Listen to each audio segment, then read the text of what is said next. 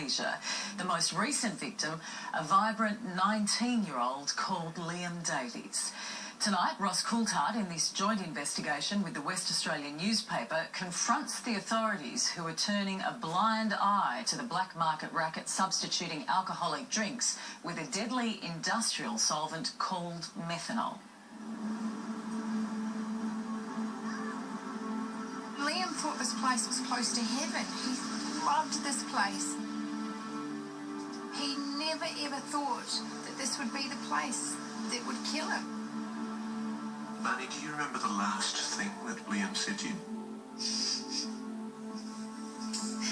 The last thing Liam said to me was, "You know I love you, Mum." And I said, "I know you do, baby. I love you too." Would Liam have wanted you to go back? Oh, Liam fought for the underdog. He's a roofer. He'd be swearing, telling us, "What the hell are you doing? You know, we don't give up. Get over there and sort this crap out."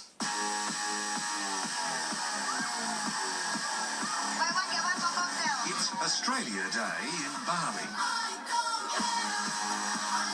And in bars across the islands, Australians are exposing themselves in more ways than most realise. But behind the fun, without their knowledge, with every sip, a deadly game of chance is being played. A month ago, Liam Davies, a 19-year-old roofing carpenter visiting here from Perth, ordered himself a vodka and lime. He would soon discover that even being extra careful about what he drank and where it came from wasn't enough to save his life. He was bigger than life. He loved to be surrounded by people. He had to be surrounded by people. He had to see the sun shine in the morning. He loved his family to bits. He was the party popper. And a huge sense of humour by the look of it. Enormous. A wicked sense of humour. Liam's the oldest of three brothers, all keen lacrosse players. Liam played for Australia, making his mum, Lani, as proud as him. He wore the Australian uniform with pride. He loved it. He loved getting out there, and you know, lacrosse can be quite a severe game. It's not one that mothers should watch.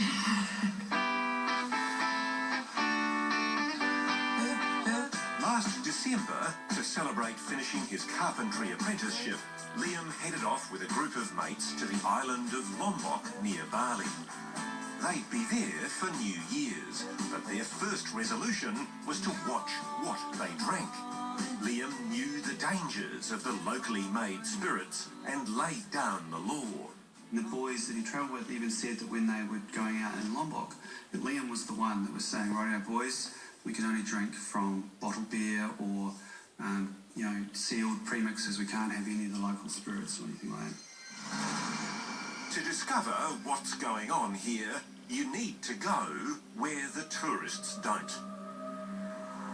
Into remote mountains, villages and hidden shacks where the locals brew a potent spirit called arak. Just mind your hand. Sure. So this is where you do it? Yes. It's mostly a black market trade, illegal, unregulated, and it begins with the harvest of coconut milk, which is then passed through a sieve and left to ferment with coconut husks. How strong is the quality of the arak that you get at the end of the process? The strongest one we get for 40%. 40% proof? 40% of Wow, that's firewater.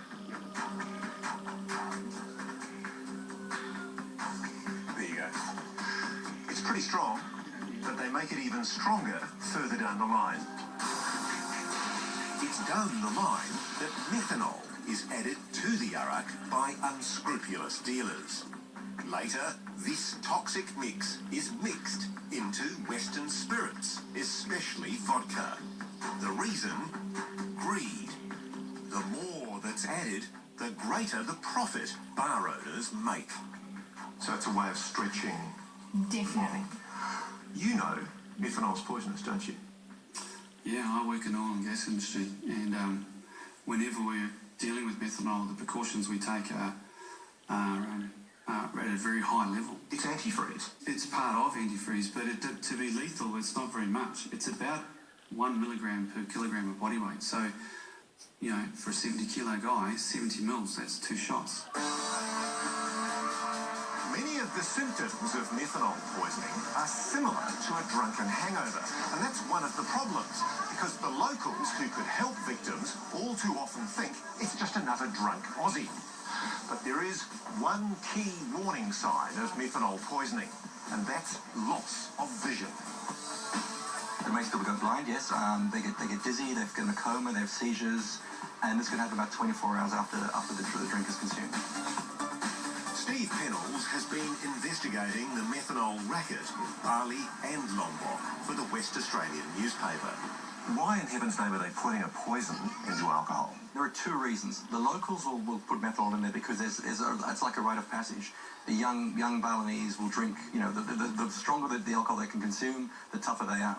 But getting into the tourist bars, what they're doing is they're diluting the alcohol, basically to make a profit. It's like Russian roulette. They held that gun to my son's head and they just kept on pulling the trigger. Every drink he had, they pulled the trigger, and they knew eventually there would be a bullet in that chamber. That's what they did. 2 days after Christmas, Liam and his mates caught a boat to a small island off Lombok called Gili Trawangan. They walked along the bars and they found a bar that had import bottled spirits, Smirnoff vodka and Johnny Walker whiskey, and thought, okay, we'll be safe to drink here. The bottle looked like what? Legitimate. It was a Smirnoff bottle. So it looked like a normal bottle. Completely normal, all lined up behind the bar. Also in the bar was Canadian tourist Rosalind J. She found the Aussie boys great company, especially Liam. He was just like so genuine and just the nicest person. Rosalind had also been warned about not taking risks with the local spirits, and for most of the night drank beer. I stuck to bintang most of the night, and then I was like, oh, it's New Year's, why not have a vodka lime? This is a vodka and lime. Like, your grandmother will sit and drink, we would sit and drink. If we had been sitting there with Liam and he had ordered that vodka and lime, no alarm bells would have gone off on us to say, Liam, don't do that. And you saw the vodka taken from the Smirnoff From bottle? the Smirnoff bottle. The next day, Liam felt badly hungover, while one of his mates had a blinding headache and blurry vision. It was a crucial warning sign, but they didn't realise this. They had a barbecue, they watched some movies. Then about 4 o'clock in the morning of the second, one of the boys got up and Liam was shaking and sweating profusely. He kind of gave him a kick and said, you know, what's wrong with you? And Liam said, oh, I'm in a really bad space here, I need some help. Also needing help was Rosalind, who'd returned to Bali. Around 20 hours had passed. All of a sudden, it just hit me like a wall. Just like, so confused, so dizzy, so nauseous. Everything was a blur. You couldn't see properly? I couldn't see properly. Scared? Yeah, I thought I was going to go blind or die. Her parents were now with her and rushed her to Malaysia for emergency treatment. Meanwhile, Liam's mates were frantic. At 5 o'clock in the morning, we get a call that he's going to the hospital. By 6:30 or 7, they're saying that he's had this massive aneurysm. At any stage, does the hospital ask, has Liam drunk anything? No. As soon as they said he's got this bleeding on the brain, so it would have been 6:30 in the morning, I said, we've got to get my baby home. We've got to fly home. Lani and Tim had Liam medevaced to Perth, where he was rushed to Sir Charles Gardner Hospital. There, one of the medical team rang one of Liam's mates and asked a simple question that should have been asked by doctors in Indonesia. Had any of them suffered blurred vision after drinking alcohol? His friend said yes. He just hands the phone to me and he says, I think Liam's got methanol poisoning. And he ran out. It was the blurred vision. was blue vision. And he came back about 15 minutes later and said, we've done a tox screen and Liam's full of methanol. So if that had been done in Lombok, your boy Would be making noise in this house. Liam kept fighting. The doctors didn't give up, but the methanol had too much of a head start, as his specialist explained. An hour after Liam had been admitted, he came out and he said, "Rightio, you need to understand we are not in a good space. Liam has had 20 plus hours with this stuff going around his system with no treatment. And when your body processes methanol, it's hideous and it attacks all your soft tissue organs. And if we can keep Liam alive, the best result that we could hope for is that he might be just blind, but he'll probably be severely brain damaged if we can keep him alive." Life support was keeping Liam alive. Then the doctors asked to speak in private with his mum and dad. That would be probably the worst moment of my life. So, you understand the science, and they're telling you that your son is brain dead and that clinically he's died, and that when they take the respirator off, he won't breathe. His heart's still beating, he's still warm. And so you turn the machine off and you stand there and watch the life just drain out of your son. And I'm standing there going, my God, what have I just done? I've just killed my boy. And I know it's not like that. I know that he's already gone, but it's just horrific. And you walk away from that hospital and you hop in your car and you drive away, leaving your child there. It's just the worst feeling. And it need never have happened. No, it shouldn't have happened. In Indonesia, Liam's death didn't rate a headline. Over the past 3 years, scores have died and many more have been blinded. Yet authorities continue to turn a blind eye. 72 hours after Liam died, Steve Pennells ordered a vodka from Rudy's bar and had it tested. The vodka Sprite tested positive for methanol. The only place they drank that night was Rudy's bar, and the only drink that Liam Davies drank was this drink. Now, have the Indonesian police done the sort of tests that you've done? No. 3 days after Liam Davies died, this bar was still serving drinks laced with methanol, and no one had tested any of the samples.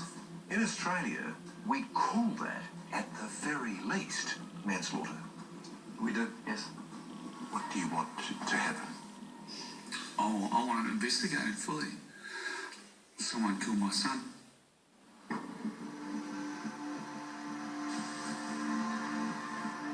I want for Liam for his death to be honoured by a true investigation. That is the best thing that can come for Liam. Also returning to Lombok, Rosalind J. Her symptoms lasted 10 days. She only narrowly survived. I plan to present my statement to the Indonesian police and hopefully open up the case and prevent this from happening to anyone else. From our perspective, we're here to help. At first, they get the runaround. Meeting after meeting. We don't know what's really happening back in Gili-Trawangan. Long waits. You have to check yourself out. No answers. Little hope. Well, clearly it's a very sensitive issue for the police here in Indonesia. The level of investigation or not that they've done into the death of Liam Davies, because the Chief of Police has asked us to leave the premises while he meets Liam's family and Rosalind. But eventually, a breakthrough. The police agree to go to the bar that sold the drink that killed their son. 1 month after Liam Davies' death, police finally do their own tests. They've promised Tim and Lani they will prosecute if the alcohol from Rudy's bar tests positive to methanol. What did the police say to you? They were genuinely concerned and they seem very keen to sort it out, and they've taken our file. At least I've come away feeling positive. So do you have confidence it is now going to be properly investigated? Standing here today, yeah. Yeah, I think so. They want to go there. That's good news. It's a good day. Yeah. As Liam would say, it's too good. So it's worth it. Yeah.